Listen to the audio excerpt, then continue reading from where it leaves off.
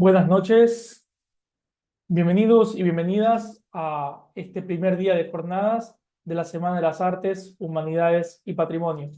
En esta tercer ciclo que estamos empezando, en esta tercera jornada, correspondiente a la jornada nocturna, tenemos el gran honor de presentar un tema sumamente relevante para el contexto contemporáneo ecuatoriano. El tema es el quehacer sociológico en el medio ambiente. Y a partir de este tema, en adelante, estos 5 días, iremos abordando esta problemática desde el enfoque de la sociología y desde el diseño textil e indumentaria, en un contexto de artes, humanidades y patrimonio. En este primer espacio tengo el honor de presentarles a una colega muy querida y además muy conocida en el ámbito de la sociología, de la educación superior y del medio ambiente. Ella es la socióloga Diana Valareso, magíster, a quien antes de darle la palabra voy a permitirme leer una parte de su perfil profesional. Diana Valeria Valareso Andrade tiene un diplomado en gerencia educativa por el Politécnico de Colombia.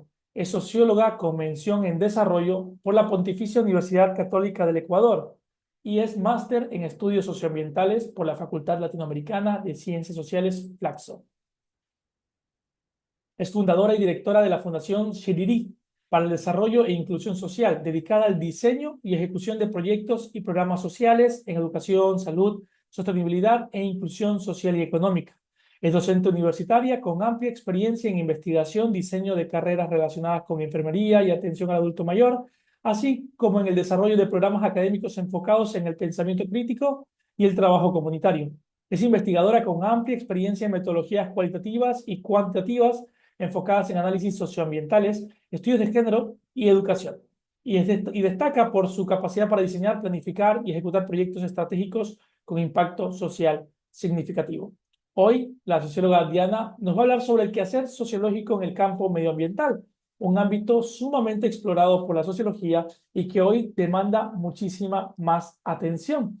Así que va a ser un espacio para entender cómo podemos aplicar nuestro conocimiento en este espacio tan importante que además está garantizado en la Constitución de la República del 2008 con los derechos de la naturaleza y que es un nuevo paradigma que enfrenta las formas tradicionales de pensar el desarrollo. Bienvenida, Diana. Vamos a escucharte, tenemos una hora en total. Al finalizar la ponencia de Diana, vamos a tener un espacio también para hacer preguntas. Doy el paso a Diana y les pido a todos que le pongan muchísima atención y por supuesto que sean bienvenidos y bienvenidas. Muchísimas gracias, mi estimado Brian. En primer lugar, gracias por presentarme. Me ahorraste 5 minutos y estas presentaciones que pueden a veces resultar incómodas. En primer lugar, también en segundo lugar, quiero dar gracias a todos los presentes que se encuentran en este espacio, quienes se han dado tiempo en sus diversas actividades para poder participar.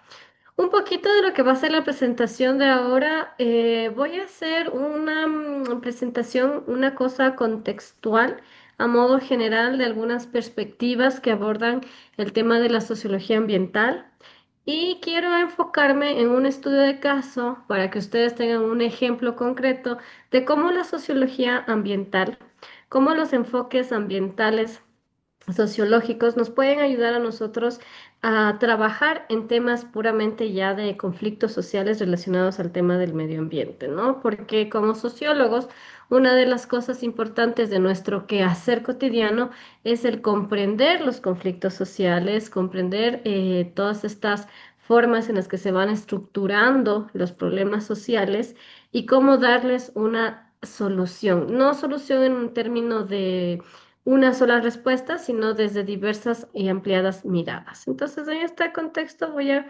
compartir una presentación y al final sí me gustaría que hagamos todos un pequeño ejercicio, por eso la presentación va a ser más o menos 20-25 minutos de explicación, de contextualización de algunos temas y luego sí quisiera que apliquemos un poco nuestros conocimientos en general en un estudio de caso. ¿Por qué? Porque es algo que pasa a nivel de región de América Latina. Todos los problemas ambientales que vivimos actualmente no son aislados, en realidad nos está dentro ya de nuestro tejido social, incluso muchas veces ni nosotros mismos nos damos cuenta de que somos actores contaminantes, ¿no? Y es lo que vamos a ver ahora, desde esta parte macro a una parte micro, para ir viendo el rol de cada uno. Como parte de la agenda, vamos a hacer una introducción, una contextualización breve. Voy a hablar un poquito de estas ideas que aún permanecen presentes en estas miradas o en estos pensamientos del colectivo social, que es el realismo versus el constructivismo. Vamos a hablar un poco de la agencia humana versus el estructuralismo, la sociedad del riesgo, que es muy necesario que tengamos claro lo que ahora vivimos y cómo nosotros como sociedad también filtramos y manejamos el riesgo y que finalmente el riesgo, al ser una construcción social, también es algo que tenemos que dar una respuesta.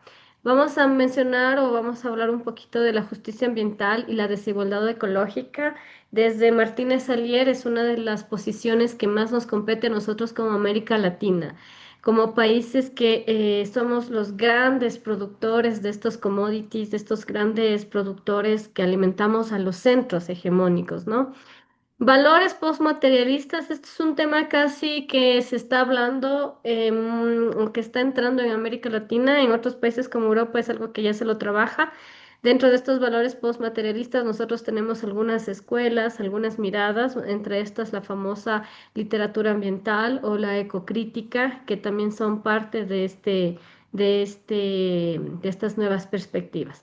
Vamos a mencionar un poco sobre globalización y consumo ecológico y algunas conclusiones. Y luego de esto vamos a remitirnos a hacer un ejercicio para que todos vayamos como poniendo en práctica un poco desde nuestros propios conocimientos la resolución de problemas. Así muy brevemente, a mí sí me gustaría contextualizar, voy a ponerle presentación, me permiten un momento.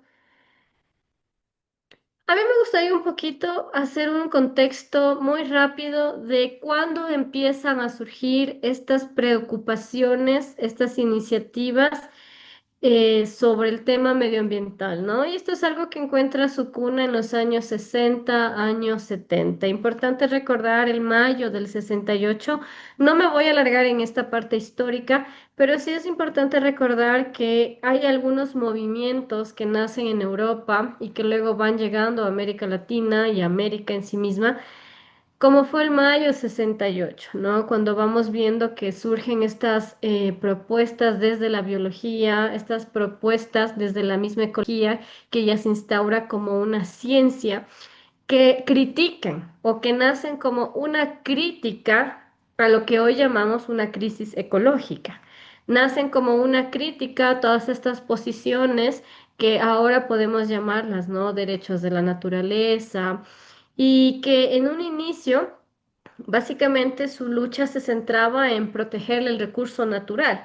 Ya más adelante, estas mismas críticas en una segunda, tercera oleada tomarían ya otras formas cuando empezamos a hablar de aquellos movimientos ambientales que defienden no solamente la naturaleza, sino también a los grupos o a las comunidades o organizaciones que viven dentro de esta o que habitan dentro de esta por fuera del espectro de lo que podríamos ser los humanos citadinos. Entonces, en este campo de los años 70, inicios del siglo, mediados del siglo XX, la sociología ambiental tiene un propósito, como cualquier otra ciencia otra rama que se va creando, que es el comprender cómo la sociedad interpreta, enfrenta y produce los problemas ambientales. Aquí es importante poder explicar o poder mencionar que los problemas ambientales solo existen en el mundo humano. Nosotros como seres humanos creamos problemas ambientales por nuestra propia capacidad, por nuestro propio sistema político y económico.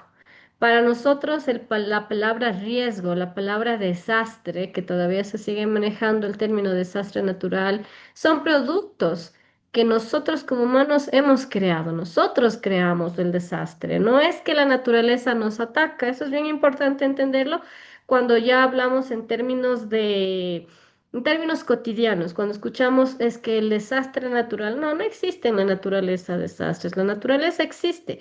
El ser humano que convive, que habita con la naturaleza, ha tenido que generar, crear estos constructos mentales de hay un desastre natural. Pero son problemas ambientales producidos por nosotros, a quienes les damos una interpretación. Esto también es importante mencionar que se han identificado dos grandes polos, ¿no? La naturaleza como algo independiente de nosotros, ¿no? Esta naturaleza que existe más allá del ser humano versus la naturaleza como una construcción social, que ya nos lleva a un campo de lo filosófico, ¿no? A estas discusiones si somos o no somos naturaleza, estas discusiones de qué es la naturaleza o por qué nosotros la hemos denominado naturaleza, entran en ese campo ya un poco más filosófico. Y también tenemos otro punto que son los problemas físicos versus problemas socioambientales. ¿Qué significa esto? Problemas físicos, relación, sociedad, naturaleza. Es decir, un problema físico para nosotros, lo que ahorita está sucediendo en Quito. La posible activación, estos movimientos telúricos que genera el huevo Pichincha, ya, son movimientos físicos. Si nos ponemos desde un plano material, existe el volcán tiene movimientos. Ahora, el problema se convierte en problema porque socialmente hay una afectación a nuestra vida cotidiana. Y esto es lo que hay que ir como contextualizando, que hay posiciones que hablan de la naturaleza como en un ser, como un ente en sí mismo, aislado del ser humano, como algo que existe, pero al mismo tiempo hay problemas socioambientales, es decir, la existencia misma de la naturaleza en nuestro entorno, en nuestra comprensión, se traduce en problema. Una erupción volcánica es un proceso más geológico de la Tierra misma, pero en nuestra época, en este momento que vivimos, para nosotros es un problema. Entonces, es importante como ir haciendo esta aclaración, ya que de este concepto tan polifacético que es naturaleza, se desprenden una serie de otros conceptos, por ejemplo, medio ambiente, por ejemplo, socioambiental, y son elementos o son conceptos que se van adhiriendo a diferentes discursos. No es lo mismo, por ejemplo, hablar de problemas socioambientales desde la sociología que hablar de problemas ambientales desde una posición filosófica o desde la biología o desde la geología, porque hay distintas maneras de abordar. Y aquí es cuando el quehacer sociológico tiene que ir poniendo estos límites, ¿no? Como que estas fronteras No, yo pienso, para ir entendiendo cuál es nuestro rol como sociólogos, cuál es mi rol como un artista, cómo el artista, ¿no? Imagina, pinta, expresa la naturaleza en sus lienzos. No hay muchos artistas de la época industrial que en sus trazos de forma consciente o de forma inconsciente ellos mostraron hasta el día de hoy cómo fue la evolución, la destrucción. Yo utilizo el término destrucción para referirme a cómo fue la tala indiscriminada de árboles, que quizás los artistas lo hacen de forma consciente o de forma inconsciente. Entonces, cuando hablamos de esta cuestión de la sociología y el quehacer en términos ambientales, sí es importante entender desde qué campo ontológico del saber yo estoy estudiando el medio ambiente, desde la biología, desde la física, desde la química, desde el arte, qué insumos, qué instrumentos yo utilizo para aproximarme a la naturaleza, para hacer una lectura de la naturaleza, una interpretación de nuestra relación con la naturaleza, qué posición, de qué posición filosófica yo parto. Entonces, esto es bien importante cuando hablamos siempre desde las ciencias sociales, ¿no? Como tener claro, bueno, ¿y cuál va a ser mi posición frente a esto? Voy a cambiarle, a ver, creo que ya me pasé, ahí está. ¿Por qué he decidido partir desde el realismo versus el constructivismo? Porque son dos posiciones que siguen estando muy presentes, principalmente en el aula de clase. Cuando ¿qué? uno sale Y del con colegio, esto que te escribe Feliz Milena, perdón, creo que hay ya alguna quedamos en Israel. pregunta. Entonces la voy a ver ahorita. La llamo entonces. Por favor, tengamos mucho cuidado con nuestros micrófonos Disculpa, ahora sí, Diana. No, no, no te preocupes, tranquilo, son cosas que pasan. Bueno, he partido del realismo versus el constructivismo porque cuando uno sale del colegio, uno llega con una suerte de ideas, de preconcepciones, de prejuicios, que lo vas puliendo a lo largo de tu vida académica. Y este tipo de prejuicios, este tipo de ideas o prenociones que las tenemos, usualmente caen en estas dos posiciones que pueden ser hasta cierto punto antagónicas. Pensar por un lado desde el constructivismo social que no hay una naturaleza prístina, ¿no? Que ya no existe en ninguna parte del mundo una naturaleza virgen porque lo que construimos o lo que pensamos como naturaleza siempre está mediado por la cultura, que nos puede caer o que nos puede llevar a una especie de relativismo, ¿no? De pensar que todo es cultural, entonces la naturaleza existe porque hay cultura.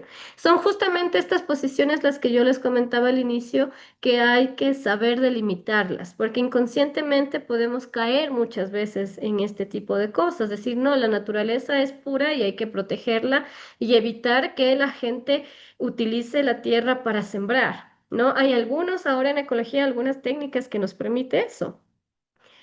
Eso también es importante. Otra de las premisas que solemos manejar en el constructivismo social es el problema ambiental no existe hasta que la sociedad lo reconoce. Ejemplo, el agujero de ozono fue real, pero solo se convirtió en problema cuando fue nombrado y divulgado. Justamente esta es una de las posiciones que la podemos observar con bastante frecuencia en las juventudes principalmente, porque hay unos discursos, hay unas agencias que se instauran desde diversos gobiernos, ¿no? Recordemos cuando Donald Trump decía que el cambio climático no existe, que el cambio climático no es algo verdadero. Y justamente estas tendencias que se llegan a instaurar en la sociedad, como estos grandes think tanks, terminan siendo parte del dialecto diario de las juventudes. Y es importante cuando escuchamos estos términos como sociólogos, como artistas, también ir tratando de comprender, bueno, desde qué sectores sociales, políticos, nosotros estamos alimentando el discurso sobre lo ambiental. Por otro lado, también tenemos el famoso realismo ambiental que nos plantea la idea de que independientemente de que si usted o yo lo percibe, existe un problema ambiental porque la naturaleza tiene su propia agencia física, es decir, la misma naturaleza se limpia a sí misma. Hay algunas teorías, ¿no? Que la naturaleza se va regulando, algunas, hay algunas propuestas desde la misma geología que nos van planteando que la naturaleza tiene sus propios ciclos, la naturaleza, la Tierra tiene sus ciclos, tiene sus sistemas y que ella misma se va readecuando, si vale el término, ¿no? Y aquí hay algunos autores, hay algunos teóricos que plantean estas ideas, que la percepción es directa, pero la interpretación es social. ¿Qué significa esto? Que hay o existe un fenómeno físico del cual no podemos negarlo. Yo no puedo negar la existencia de la posibilidad de la explosión del volcán Cotopaxi. Tampoco yo puedo negar como socióloga, no puedo decir, que las erupciones, que los movimientos telúricos del Guagua Pichincha no son verdad y que es una construcción social. Tampoco podemos caer en esa parte y decir, es solamente una construcción social. No, no, porque físicamente sí existe, ¿no? Físicamente la naturaleza tiene su ritmo. ¿Y cuál es el punto medio? Y por eso he ido colocando como estas ideas que la naturaleza, que la sociología tiene un objetivo importante. Como cientistas sociales, sociólogos, antropólogos, historiadores, economistas, geógrafos, cada una de estas ciencias tiene sus propios métodos y metodologías.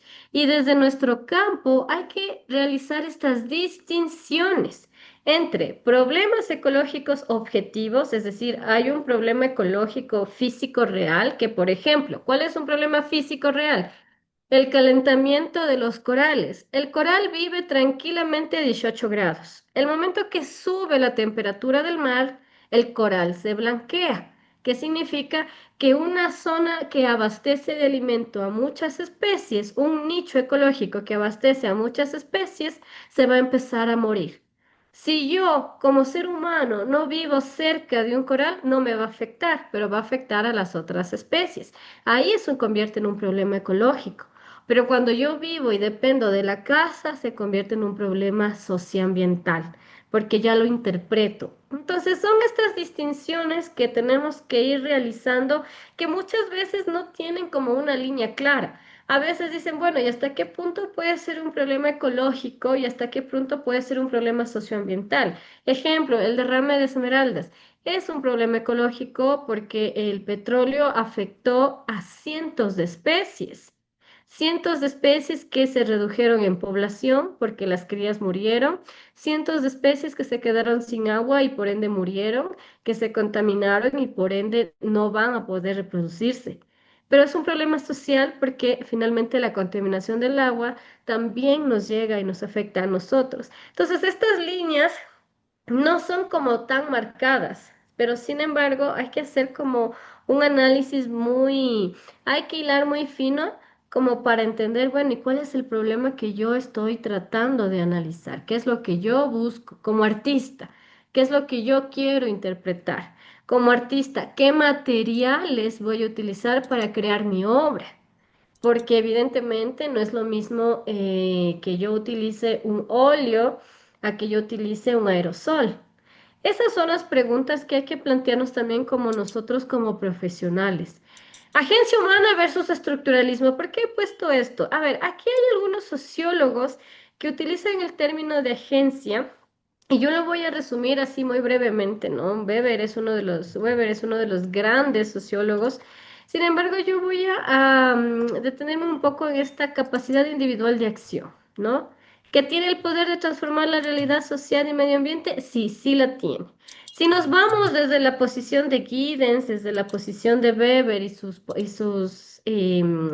sus propuestas académicas, el ser humano como individuo tiene una capacidad de intervenir, pero no es una capacidad, ya que hay que tener un poco como claro estos discursos. Muchas veces nosotros vemos jóvenes, el caso de Greta Thunberg, por ejemplo, ¿no? Jóvenes que se empoderan de discursos, que hablan, que generan movimientos, ¿no? Que los siguen, que recaudan fondos.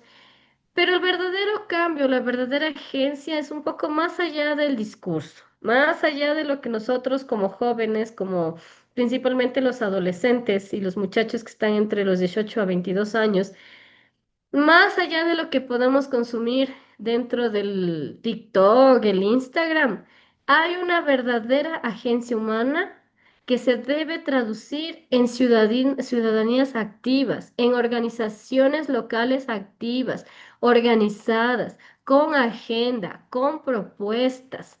Y estas agendas también van a ir marcando el paso a los problemas ecológicos. Por ejemplo, aquí recientemente se está hablando del especismo. ¿Qué es esto del especismo? ¿Por qué defendemos a los perritos, defendemos a los gatitos? Ojo, no quiero decir con esto que no hay que defender, pero podemos caer en proteger a unas especies porque nos generan una suerte de emocionalidades y dejar de lado a otras especies que realmente necesitan más protección. Ejemplo, los hongos. Los hongos son seres vivos que necesitan el cuidado y la protección de toda la humanidad porque de ellos depende la vida. Pero yo no veo movimientos, por ejemplo, que estén preocupados por los hongos. Yo no le veo a la gente preocupada por el cultivo indiscriminado del hongo melena de león, porque por ahí alguien dijo que ese hongo te ayudaba al Alzheimer. Entonces, cuando hablamos de la agencia humana, vuelvo a lo mismo. Hay que tratar de ir delimitando, poniendo límites, ¿no? A estos discursos. Porque uno puede ver en redes sociales, que es la primera puerta de la gente para conectarse con el otro, que todo el mundo en redes sociales es ambientalista, ¿no? Todo el mundo en redes defiende a los perritos, a los gatitos, los más radicales defenderán en redes sociales, claro, a los osos polares, otros tendrán un poco de preocupación por los ojos de anteojos. Pero cuando hablamos ya de agencia humana, hablamos de la capacidad organizativa que tiene la gente para imponer agendas sobre un problema que afecta a esa localidad o que afecta a un grupo determinado. y que esas agendas empiezan a pinchar en los gobiernos, empiezan a mover a la gente. Y no son agendas que usted va a encontrar en TikTok, sino que implica ya un trabajo de base, de reuniones, de entender cuál es el problema ambiental, cuál es el daño ecológico que, por ejemplo, genera la minería a gran escala. Y de ahí es que nuestra capacidad individual para generar esta formación organizativa depende mucho de de nuestra voluntad política. Entonces, este es un tema importante porque no hay movimientos que resistan si no es por la misma voluntad individual de organizarse. Y por otra parte, estamos la agencia humana versus el estructuralismo. ¿Qué quiere decir esto? Estos movimientos verdes, estos movimientos ciudadanos activos, estas organizaciones que defienden los manglares, que defienden y protegen la veda, por ejemplo, porque sí hay gente que se salta las reglas, hay gente que está luchando por los corales, hay gente que está luchando por los pulpos, que están luchando por los calamares, por los hongos. Estas personas organizadas encuentran también sus límites en las estructuras políticas y económicas, porque el sistema económico que nosotros vivimos es altamente consumidor de recursos naturales. El carro en el que se mueve, la aerovía en la que usted se va, el trole, la ecovía, todos estos medios de transporte demandan energía. La actividad física de ir al gimnasio, actividades tan cotidianas como ir al gimnasio, demandan energía. El hecho de que tenemos 3.000 millones de personas que consumimos agua todos los días demandan de energía, del uso de recursos naturales. Entonces, la agencia humana encuentra un límite cuando ya nos topamos con estas estructuras, macroestructuras económicas, esta superestructura económica y política que está diseñada y alimentada por recursos naturales que vienen de los bosques, que vienen de las selvas. Y estas son las líneas delgadas que tenemos que ir como analizando, ¿no? Porque podemos caer en el relativismo, y esto es importante, ¿no? Que los sociólogos entiendan. ¿Cuál es el quehacer del sociólogo? Interpretar, analizar, usar métodos propios de la sociología que nos permitan proyectar, generar soluciones, porque yo como sociólogo no puedo dar una solución desde la biología. Un biólogo podrá hacerlo. Un biólogo puede decirme a mí, mira, utilicemos en lugar de caucho, utilicemos la piel, utilicemos la cáscara del penco. Eso es muy de la biología y ellos tienen sus métodos. Entonces, el quehacer sociológico, lo primero que tiene que hacer en temas ambientales es ubicarnos en nuestro campo intelectual con nuestros métodos para identificar cuáles son problemas socioambientales y no tratar como de caer en estas cosas de abarcarlo todo, que puede pasar. Con esta parte, ¿qué quiero decir? Que si bien las estructuras, ¿no? Que las estructuras nos pueden condicionar, también existen actuaciones humanas, actuaciones que nos movilizan. Y con esto vamos al punto de la sociedad del riesgo. Recordemos un poquito, yo estoy dando como que algunos de los puntos o de las corrientes que hablan desde la sociología ambiental y que a la sociología nos alimentan, ¿no? Hemos hablado un poco de la cuestión de la agencia humana versus estructuralismo, la posición de Weber, la posición de Giddens, realismo versus constructivismo, un poquito estos elementos como para que también los sociólogos, los artistas, antropólogos vayan como viendo que hay algunos pensadores que si bien no hablan directamente de la naturaleza como su elemento central, sus propuestas teóricas nos pueden servir a nosotros para ir analizando los problemas socioambientales, los problemas ecológicos. Sociedad del riesgo. Vivimos no solo entre riesgos, sino en función del riesgo. Y aquí Beck me gusta mucho porque él ya no solamente plantea que hay que distribuir la riqueza, sino también los riesgos. Por ejemplo, Cuando se explota petróleo, y esto no conocen nuestros jóvenes, porque lo único que a veces hacemos en la sociedad del riesgo es ser consumistas. Cuando tú perforas petróleo, la broca con la que tú perforas la tierra necesita agua, porque hay que perforar roca, y cuando partes la roca y salen los gases y salen metales pesados, necesitas agua para poder extraer petróleo. Para que ese taladro funcione, para que esa broca funcione, necesitas agua. Y bombeas de los ríos el agua. Y cuando sale esa agua y entra una agua, digamos que limpia del río para sacar petróleo, sale un agua sucia. Y ahí entra toda la ingeniería, ¿no? La ingeniería, la física, la química, ¿cómo tratamos estos residuos? Bueno, hacen trampas de grasa, hacen piscinas para lixiviados, pero finalmente todo eso que utilizaste como un recurso natural primario para sacar petróleo se contaminó. Le pasas por un proceso, si es que eres una empresa responsable, claro, lo pasas por un proceso para darle tratamiento y nuevamente lo regresas a la naturaleza con niveles de pH diferente, que a la larga son procesos diarios. Y en este sentido, eso es un riesgo. El riesgo de la contaminación a gran escala, el riesgo de la disminución del recurso vital, en este caso, el agua. Ejemplo, la Coca-Cola. Que la Coca-Cola, que a mucha gente le gusta, y no solo la Coca-Cola, sino todas las sodas que bebemos, la Fanta, todas estas colas que bebemos al día a día, son recursos naturales. Es agua con gas y colorante que te estás bebiendo y estás acabando con lagos, con lagunas, con riachuelos, con ecotonos. ¿Para qué? Para pegarte tu colita fría. Y eso es un riesgo que no nos damos cuenta porque todo lo que consumimos potencialmente es un riesgo. El riesgo de quedarte sin recurso hídrico, de contaminar el recurso hídrico, el riesgo de la inundación porque acabamos con el manglar. Recordemos que el manglar es una de las primeras fronteras que frena justamente las inundaciones. Si no hay manglar, nos inundamos. O los bosques, por ejemplo, los grandes bosques del páramo que guardan agua. Si no hay páramo, no hay agua. Entonces, ese es el riesgo. Y esos son los riesgos que según Beck hay que saber distribuirlos en la sociedad. ¿Cómo los distribuimos? Es la pregunta y ahí entra me encanta esta economía ambiental, es una de las ramas que tiene la economía como ciencia, que es fabulosa. Les doy un ejemplo.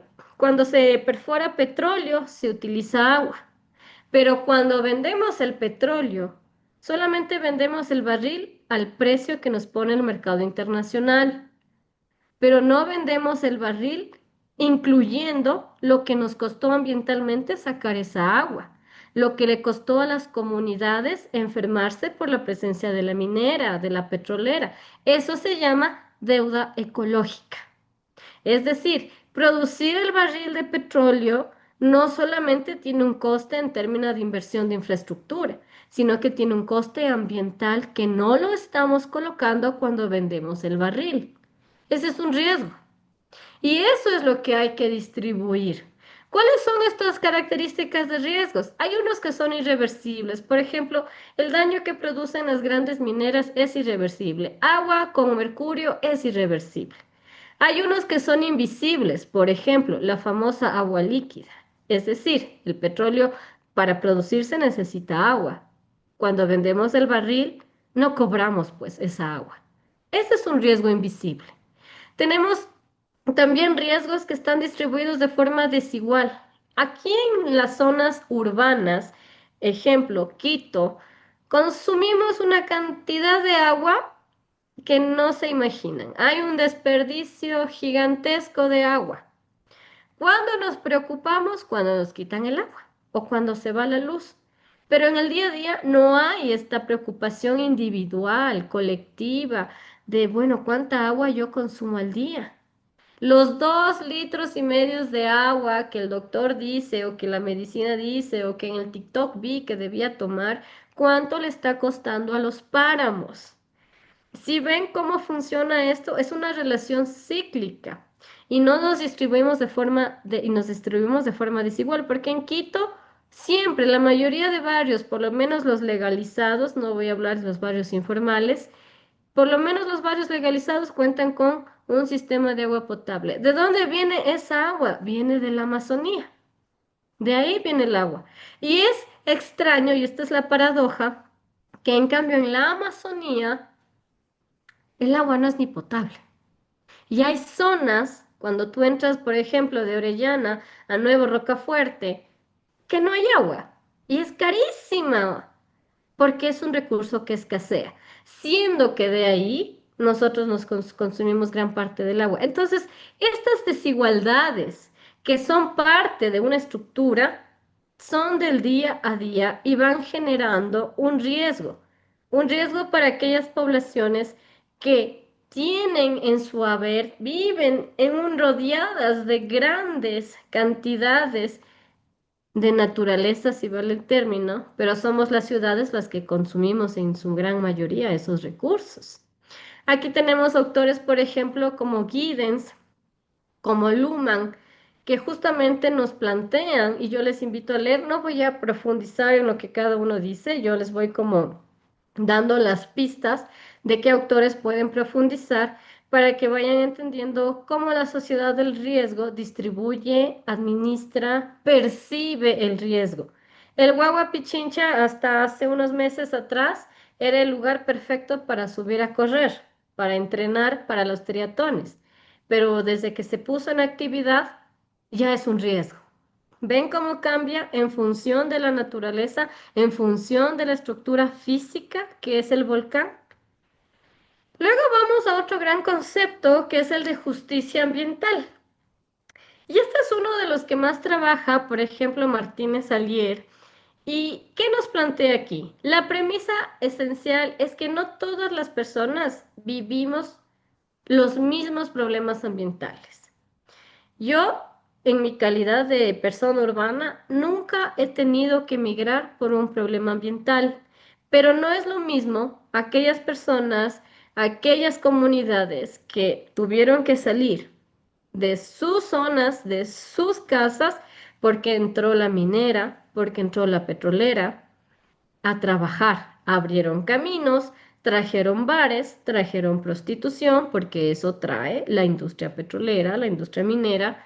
Y finalmente las personas, cuando vieron sus comunidades, que su tejido social se desintegraba por la presencia de estas grandes industrias y al mismo tiempo que ya no podían usar sus riachuelos, sus lugares sagrados para poder bañarse, comer, reproducirse, se tuvieron que ir. La migración forzada por el cambio climático o por problemas socioambientales es real, solo que en la ciudad no lo percibimos porque vivimos desde otra óptica.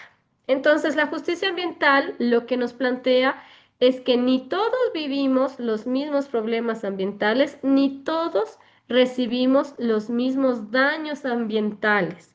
Generalmente las poblaciones más pobres, ¿no? Son las que más sufren, porque no tienen acceso a electricidad, a agua potable, no tienen acceso a una educación sexual, no tienen acceso a diversos servicios y muchas veces ellos se alimentan de agua emposada o hay algunas técnicas, por ejemplo, que la gente en estas circunstancias de pobreza extrema han tenido que volverse creativos para poder consumir agua potable que algunas personas aplauden o romantizan, pero es parte justamente de esta injusticia ambiental, ¿no? Las minorías étnicas, comunidades vulnerables son las que más se ven afectados.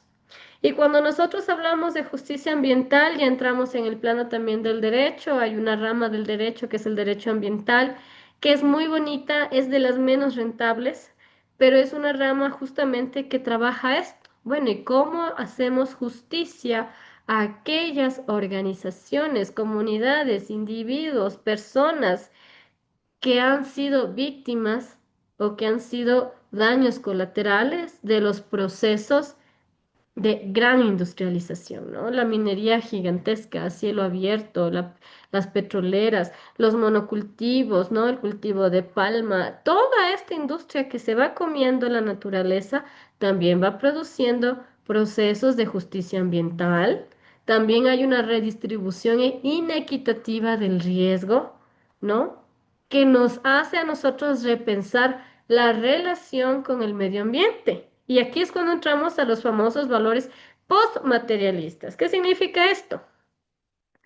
Que una vez que yo he logrado saciar ciertas necesidades, ¿no? Como comida, como, bueno, donde tengo donde habitar, donde pernoctar de forma segura, yo me empiezo a preocupar por el planeta. Y aquí aparece esta famosa hipótesis de la escasez que nos plantea Iglhart, ¿no? En donde nos dice que las sociedades desarrolladas aparecen nuevos valores. Mire, y esto es interesante porque ¿quiénes son los grandes precursores, por ejemplo, de las organizaciones internacionales que defienden a los animales, que defienden a los bosques? Nacen muchas de estas, no todas, porque otras también nacen en nuestras Amazonías, pero los principios, pero las formas en las que nace es diferente. Una cosa es que yo defienda el medio ambiente a los perritos, a los gatitos en TikTok, desde mi cama, desde la comodidad de mi casa, a que yo defienda a mi árbol, a que yo defienda a mi arayán, a que yo defienda a mis árboles nativos desde la selva cuando me están persiguiendo, cuando nos están masacrando. Y estos valores postmaterialistas, podemos decir que hasta cierto punto son, no me gusta usar la palabra positivos, pero usemos en este contexto. Son positivos porque empiezas a cuestionar desde estas grandes sociedades desarrolladas que se alimentan de lo que reciben de los centros o de las periferias, cuestionan, bueno, ¿y qué pasa con nuestros árboles? ¿Qué pasa con las selvas? Y aquí empezamos a tener el nacimiento de algunos valores ecológicos, ¿no? Porque ya hay nuevas generaciones que se empiezan a preocupar genuinamente por su propia capacidad de consumo. Tal vez nuestras generaciones no lo hagan. Los millennials, voy a usar este término, tal vez han tardado un poco más en introducirse en estas olas un poco más amigables con el medio ambiente. Pero las nuevas generaciones no les da vergüenza, no les da pena comprar, por ejemplo, ropa de segunda mano o comprar en lo que llamamos los pulgueros, porque las nuevas generaciones no están tan preocupadas de estas otras formas de estatus. Hay unas nuevas y genuinas preocupaciones en las adolescentes de ahora sobre la problemática ambiental.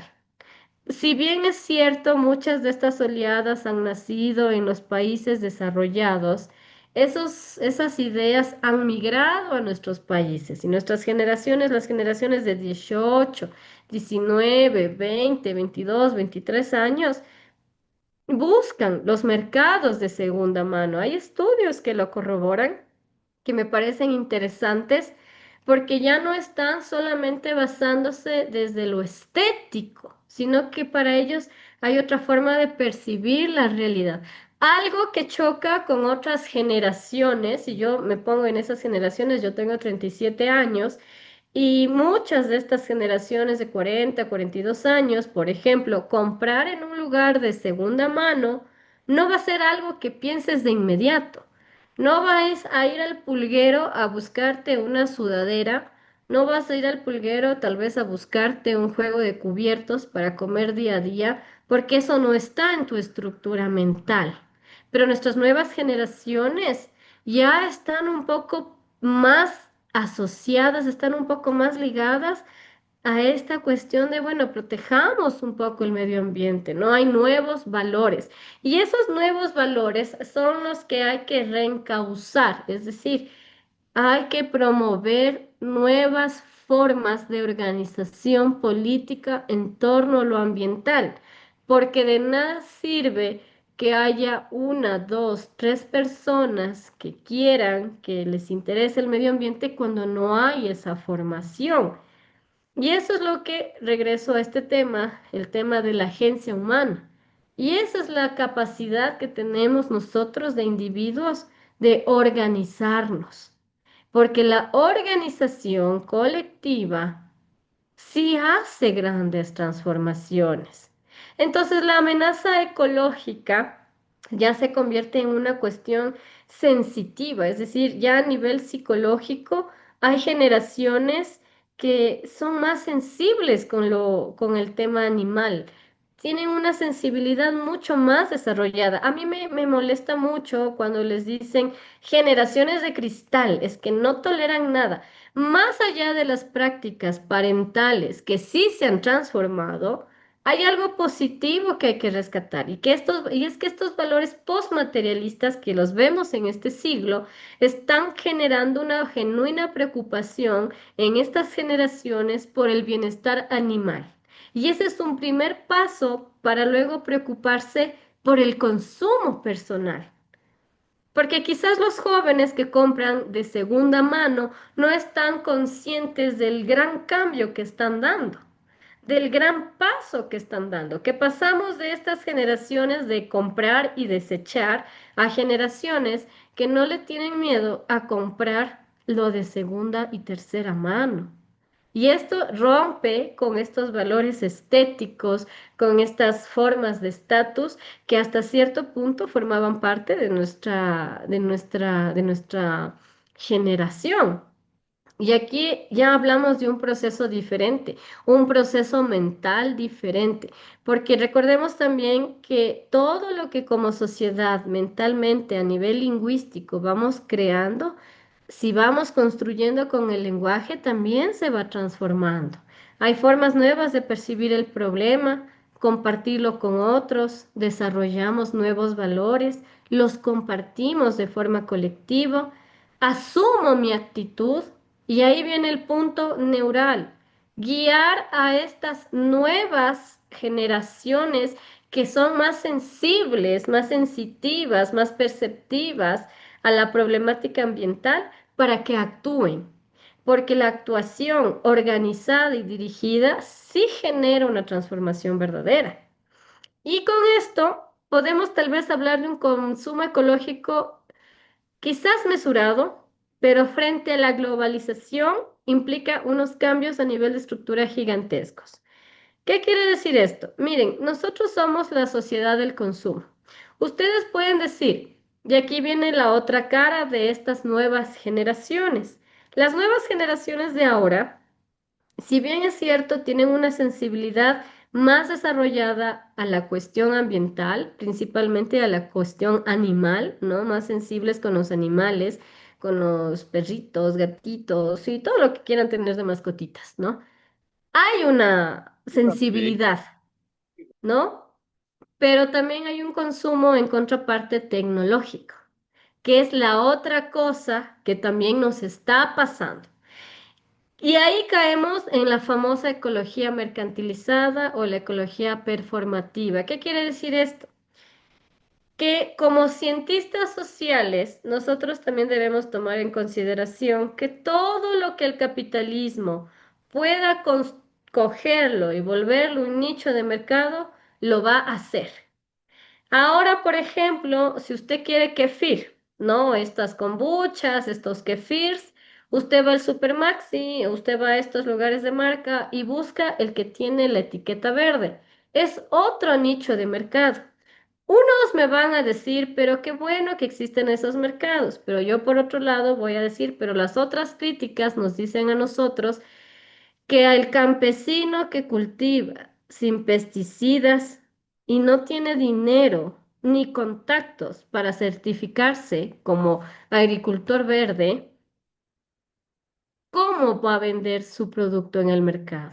Entonces, eso también es algo que como parte de estos procesos de analizar el quehacer sociológico, debemos como ir hilando fino para entender, bueno, hablamos del consumo verde, la etiqueta verde, pero por otro lado tenemos un grupo de campesinos que producen, que tienen gallinas de campo libre y quienes están apoyando a este sector para que su producto salga.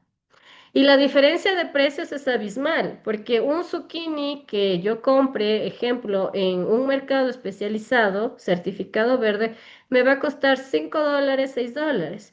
Pero el mismo zucchini que es producido por el campesino que lo hizo en su huerta, en su chacra familiar, lo va a vender en 80 centavos, $1.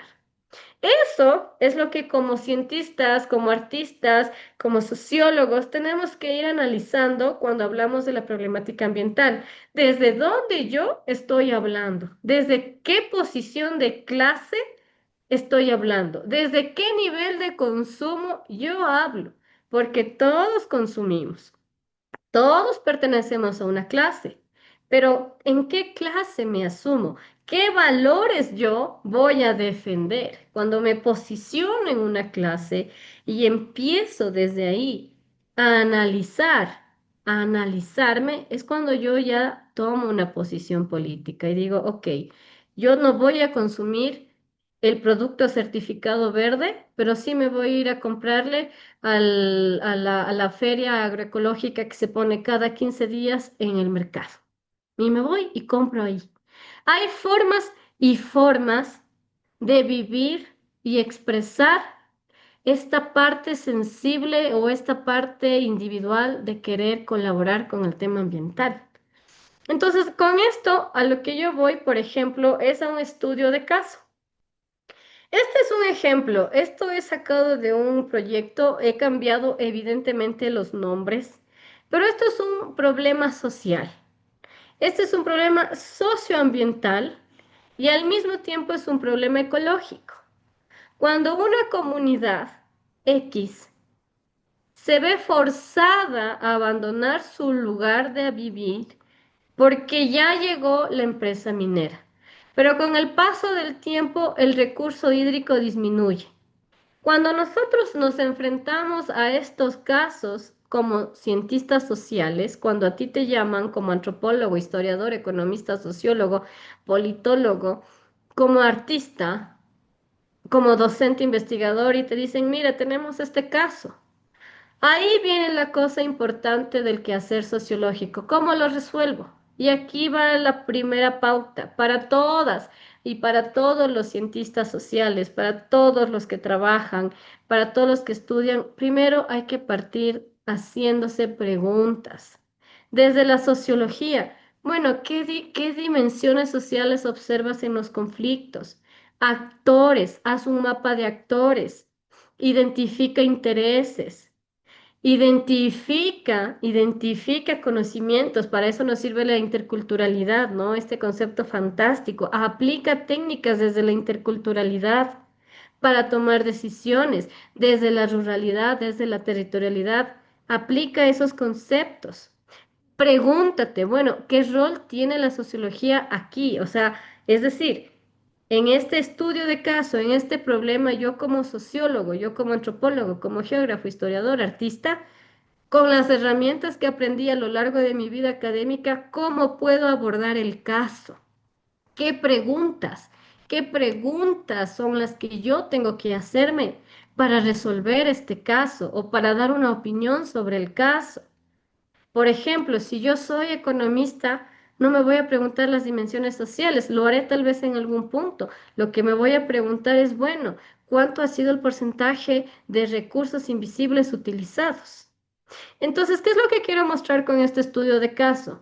Que el abordaje de cualquier problemática o problema socioambiental siempre puedes hacerlo desde tu propio conocimiento, desde tu propia profesión. Como sociólogos, sí o sí hay que preguntarnos dimensiones sociales observadas. ¿Qué tipo de conocimientos? El rol que tenemos, cómo fomentar una salida justa al conflicto. Estas son un poco de las preguntas que yo podría hacerme, porque recuerde que la pregunta siempre nos va a guiar al problema. Y cuando ya vamos entendiendo el problema, puedo utilizar los métodos correctos. Entonces, rápidamente, ¿no? ¿Qué dimensiones yo utilizaría aquí? Yo primerito las dimensiones culturales y simbólicas, ¿no? Luego las desigualdades estructurales. dimensiones políticas, dimensiones económicas. ¿Cuáles yo, dentro de las dimensiones políticas, pensaría? Niveles de participación, niveles de exclusión, se dio una consulta previa, aquí ya entro al campo del derecho. ¿Fue vinculante, no fue vinculante? Todas estas son las cosas que yo como sociólogo tengo que ir planteándome. Como artista, ¿qué preguntas yo me haría como artista? Por ejemplo, si a mí alguien me dice, retrata este caso, ¿qué plantearía yo? Entonces, yo lo que quiero mostrar con este pequeño estudio de caso es que desde nuestra profesión, desde nuestro campo ontológico del saber, hay preguntas, hay técnicas, hay métodos que a nosotros nos permiten responder a un determinado problema. Y para no cansarles más, ¿qué conclusiones podríamos sacar de aquí? Primerito, que como sociólogos tenemos que aprender a interpretar. Recordemos que la interpretación no es lo que yo opino, porque no hay que ser opinólogos, hay que dar interpretaciones desde la observación, la evidencia. Hay que aprender a dar críticas, hay que dar o tener la capacidad de revelar estas desigualdades. Eso es bien importante como sociólogos. Recordemos que nosotros trabajamos con conceptos fuertes como el concepto de clase, que nos ayuda a entender cómo la sociedad en su forma de organizarse va excluyendo a gran parte de la sociedad. Hay que construir soluciones. Y aquí es importante mencionarlo. Cualquier cosa que nosotros como cientistas sociales vayamos a hacer, si utilicemos los instrumentos de las llamadas, entre comillas, ciencias duras. Es decir, use la estadística, aprenda el ERE, aprenda a usar el SPSS, a manejar datos. Porque como sociólogos, y aquí es cuando yo digo que nos alejemos de la opiniología, tenemos que aprender a interpretar datos, a construir el dato, a proyectar el dato para dar opiniones concretas, para dar opiniones lo más acertadas a la interpretación de la realidad. Porque la sociología ambiental, en el quehacer sociológico de esta sociología ambiental o del medio ambiente, no se trata solo de describir el problema o lo que creemos que es un problema, sino de entregar modelos. Podemos dar como sociólogos modelos predictivos, modelos de consumo, para reducir crisis, para transformar por lo menos pequeños problemas locales. Y con eso yo les quedo muy agradecida y he tratado de no pasarme en el tiempo. Voy a dejar de compartirles y no sé si seguimos aquí.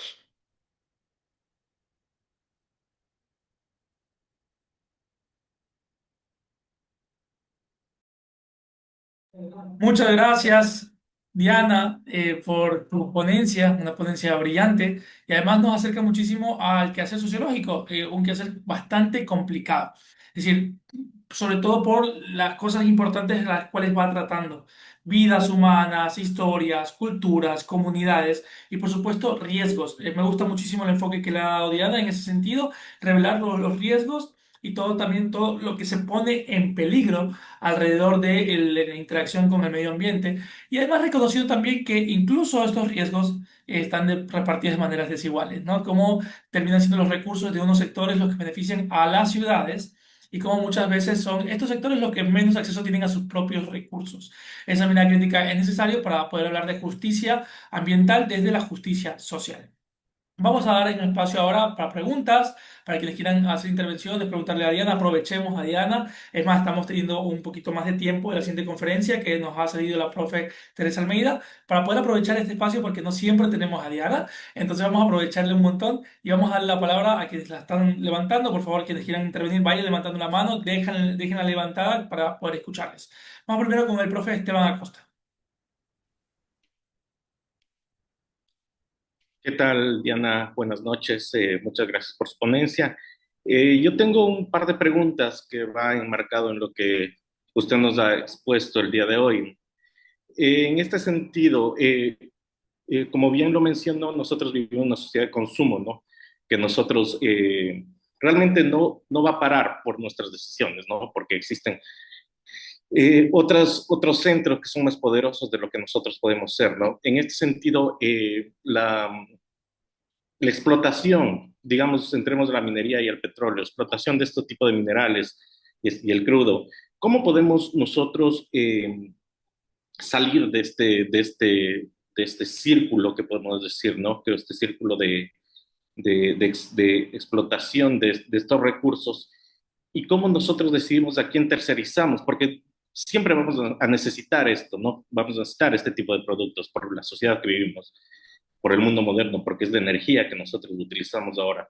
¿Cómo podemos decir tercerizar? ¿Quiénes son los que tienen que producir esto? ¿Quiénes son los que tienen que explotar esto, ¿no? Si nosotros no queremos dañar nuestro medio ambiente. Y en este sentido también va un poco mi segunda inquietud, es que eh, nuestra huella ecológica, nosotros como Ecuador, como gente que habita Manta, que habita Quito, digamos, y eso hay una diferencia, pero gente que habita el Ecuador es mínima en relación a la gente del centro, ¿no? A la gente multimillonaria que tiene una huella ecológica que nosotros deberíamos vivir cientos de vidas para poder llegar a esos niveles. ¿Hasta qué punto nosotros podemos privarnos de ese cierto consumo si en otros lugares utilizan muchísimo más de lo que nosotros llegamos a consumir, ¿no? Entonces, por ahí van mis dos preguntas, mis dos inquietudes. Muchas gracias. Muchas gracias, profe. Diana, si estás de acuerdo, vamos a escuchar una rondita de preguntas porque a lo mejor pues vas respondiendo varias juntas. John Eric Luzuriaga. Buenas noches, buenas noches Diana. Me agradó bastante la ponencia. También me gustó lo que era la postura un poco constructivista relacionado con...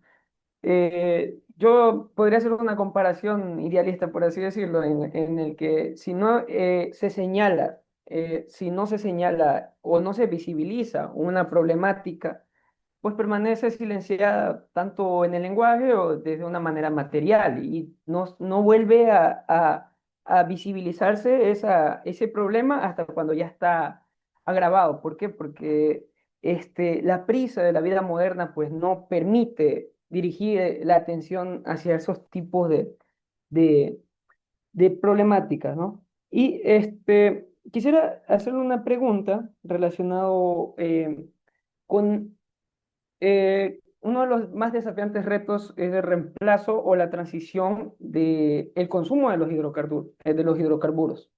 Entonces, quisiera saber si puede ser posible, hay planteamientos teóricos que quizás argumenten sobre un modelo económico que trate de reemplazarlos en cierta manera o de buscar una transición progresiva y bueno, aunque ya hay pues también los términos de modelo de negocios, de economías circulares y todo eso, pero me gustaría saber, ¿puede ser posible desde una perspectiva teórica o puede ser inviable actualmente? Gracias, John. Vamos a escuchar a Javier Baque Márquez. Buenas noches, Javier Baque, de segundo semestre de Sociología. Mi pregunta es, hace 15, 20 años atrás, habían unas campañas mucho más robustas, mucho más fuertes para hacer conciencia sobre el medio ambiente. Ahora de a poco se han ido mermando, pero aparecen los dichosos influencers que con videos de 2, 3 minutos dicen, piden ayudar al medio ambiente, pero no lo hacen. ¿Cuáles serían las campañas o las ideas de los próximos sociólogos para asesorar a los políticos en que cumplan sus promesas de campaña y convertirse así en gobiernos medio ambiente responsables? Gracias, Javier. Y vamos con la última intervención, Diana, que son estudiantes que están con nuestra profe Mónica García, estudiantes de artes plásticas o de escénicas. Les damos la palabra para que puedan presentarse, indiquen de qué carrera son, su nombre y, por supuesto, su intervención. Muy buenas noches, estimada socióloga. Ha sido un gusto escuchar su ponencia. Una pregunta de mi parte. Una vez que hemos hecho todo este análisis que tiene que ver con el estructuralismo y la acción humana, yo quería preguntar cómo nosotros podríamos, en este caso, ¿qué usted propondría? cuando usted se expresó diciendo de que hay que cambiar la estructura política, ¿cómo propone usted que debe cambiar esa estructura política para mejorar esta crisis social, ambiental que estamos de alguna manera atravesando todos? Eso de mi parte, la estudiante. Hola, me llamo Drake, mucho gusto.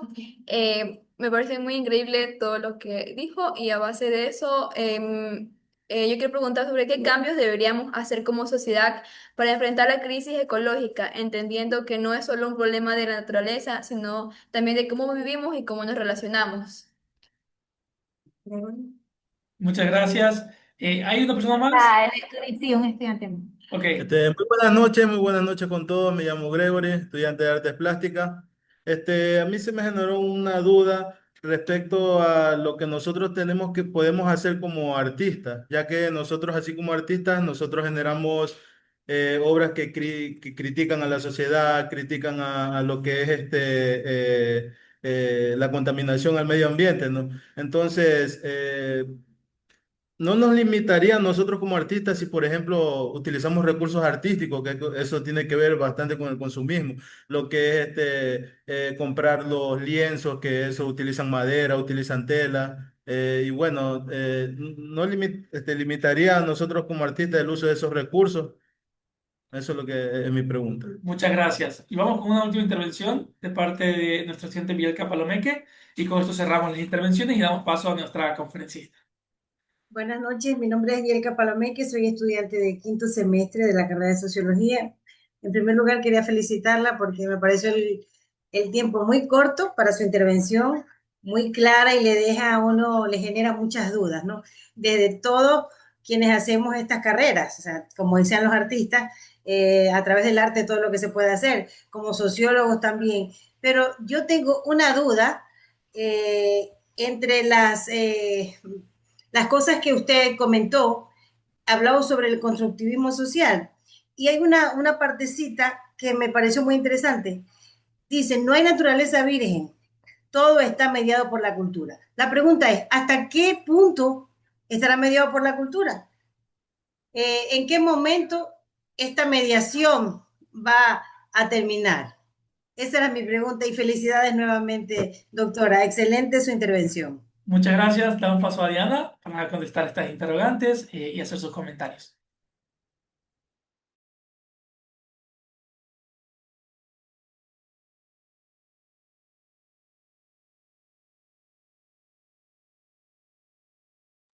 ¿Ahí me pueden escuchar? Sí. Ya, ya.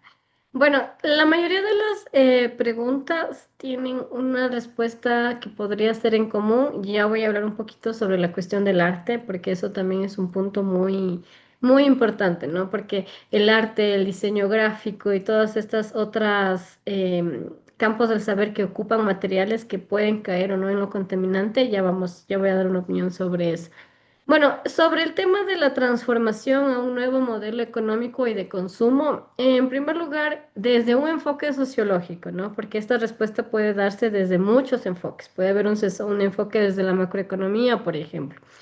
Puede hablar desde la antropología, pero desde lo sociológico, la salida en primer lugar nunca va a ser individual. Eso es bien importante que lo tomemos en cuenta. Nunca vamos a poder como individuos no organizados tener una salida. Yo como individuo puedo en mi casa tener un sistema de reciclado, un sistema de reuso para no llegar al reciclado, puedo tener una forma de consumo mínimo de agua, pero la respuesta siempre es colectiva, porque lo primero que se necesita es generar conciencia crítica y organización social. Ahora, aquí viene el problema que es en lo que la mayoría estamos de acuerdo cuando decimos sí, pero la conciencia crítica la conseguimos a través de la educación. Pero recordemos que no solo el gobierno es el único que puede generar espacios de educación, también hay espacios de educación no formal o espacios de educación popular. Hay metodologías fantásticas sobre la educación popular, pero este tipo de o esta otra forma de educar para generar esta conciencia crítica y nuevas formas de organización social que luego nos lleve a exigir como colectivo estructuras diferentes implica una fortísima capacidad de agencia. Es decir, como sociólogos, como antropólogos, como cientistas sociales, nuestro primer deber para generar esta transformación estructural sería generar entre nosotros, como colectivos, como sociólogos, como cientistas, estos espacios de escuelas populares. Porque muchas veces decimos, sí, es que tenemos que generar políticas educativas que nos propicien espacios. Han cambiado el currículo, ustedes mismos pueden ver como sociólogos, no sé si alguien ha trabajado aquí en sociología de la educación, pero el currículo ha cambiado en la educación media, en la educación básica. Cuando vino la pandemia se adaptó y finalmente nuestros jóvenes no están viviendo en las aulas un aprendizaje significativo, ¿no? No lo están viviendo. Y podemos tener la constitución más bonita, podemos tener un currículo lo mejor adaptado, pero en la parte real no estamos promoviendo una educación crítica. Y si el Estado, el gobierno, perdón, como gobierno, como la expresión del Estado, no nos está ofreciendo una educación crítica, quienes tenemos la obligación de generarlo somos nosotros como organización social. Es decir, hay que volvernos militantes, hay que organizarnos y ponernos fechas, ponernos calendarios, trabajar con grupos excluidos, generar espacios de educación popular. Que esto puede sonar un poco a formación política, pero si no creamos nosotros como colectivos estos espacios para generar una juventud crítica, y estamos esperando a que el gobierno saque la política pública para defender a los páramos, o la política pública para transversalizar el enfoque de género, o la política, estamos esperando, nos quedaremos sentados. Entonces, la respuesta desde un enfoque sociológico es un llamado al activismo, pero no a estos activismos que se quedan un poco en conversaciones de café o que se quedan en redes sociales, sino estos verdaderos activismos que promueven formación política. Y esto es bien importante decirlo porque muchas veces yo misma me he quejado de las políticas, no de estos gobiernos actuales, sino de todos. Todos nos hemos quejado de cuando X o cual gobierno trajo la minería a gran escala, cuando X o cual gobierno vendió, concesionó tal o cual empresa o cuáles riachuelos, etcétera, etcétera. Pero como agentes sociales, y ya no hablo ya de ciudadanos que botan la basura en su lugar, sino como agentes sociales que se movilizan, sí tenemos que dar una respuesta colectiva. La organización social para exigir cambios estructurales en modelos del desarrollo. ¿Qué significa esto? Que hay que organizarse, que hay que organizarse, que hay que crear espacios, que hay que buscar a estos jóvenes, que hay que poner el hombro, que hay que poner recursos propios para poder generar nuevas bases militantes con enfoques claros, con ideas claras, con una ideología clara. Bueno, si vamos a luchar contra el tema, corrijo, si vamos a generar estos cambios, entonces trabajemos con la juventud. Y claro, sobre el tema de la tercerización, así rapidito, claro, evidentemente los criterios de sostenibilidad, justicia social y participación comunitaria deberían ser los que transversalicen este tipo de licitaciones, pero en el sistema que nosotros vivimos, el Ecuador sigue siendo un país rentista, somos oligarquías rentistas, somos un país que vive de los recursos naturales y exigir que se haga esta gestión de los recursos sobre la base de criterios de sostenibilidad y participación comunitaria realmente va a depender más de nuestra capacidad de movilización que de lo que el gobierno o los diversos gobiernos que vengan nos puedan proponer. Eso es bien importante decirlo. Y nos quedan 2 minutos solamente para decir en términos de los artistas. Yo no soy muy fan, por ejemplo, del arte conceptual, me parece que es, pero hay algunas formas, ¿no? En las que las personas pueden ocupar su arte desde el uso de materiales un poco más amigables con el medio ambiente. Hay algunas tiendas en Quito especializadas en esto. Ustedes ahí si las googlean, las pueden encontrar. No me quiero pasar del tiempo, más bien mi querido Brian, te quiero agradecer Gracias por la invitación que me han hecho y pues muy agradecida también por sus preguntas. Agradecerte a ti, Diana, por habernos acompañado en esta jornada nocturna del primer día de la Semana de las Artes, Humanidades y Patrimonio, y darte un cordial saludo de parte de la Dirección de Carrera de Sociología, de parte de nuestro señor decano, que se encuentra también aquí conectado, el magíster Eric Bojorque Pazmiño, decano de Artes, Humanidades y Patrimonio, y por supuesto también de nuestras máximas autoridades, en especial de nuestro señor rector, el doctor Marco Zambrano Zambrano. Esperamos contar contigo en un futuro cercano, Diana. Estaré escribiéndote pidiéndote más apoyo porque nos ha gustado muchísimo y vemos una gran respuesta de los estudiantes. En sociología, justamente este semestre ya empezamos a hablar sobre medio ambiente y lo estaremos abordando en los siguientes semestres. Pues agradecerte muchísimo, Diana Valerio, ha estado con nosotros. Le brindamos un fuerte aplauso virtual, por favor, con sus reacciones. Y la despedimos de este espacio con una fotito, así que les pido a todos que prendan su cámara muy rápido y que podamos ver una fotografía. Profesor Juan Francisco Luzón, le voy a pedir que nos haga la fotografía rápidamente. Por favor, todos activen su cámara muy rápido porque tenemos a nuestra siguiente conferencista ya lista para empezar. Entonces, vamos a tomar la foto. El profesor Juan Francisco, si nos ayuda avisando cuándo sonreír para que salgamos bien en las fotitos. Bueno, ya tienen que sonreír desde ahorita. Congelen su sonrisa por 15 segundos, por favor.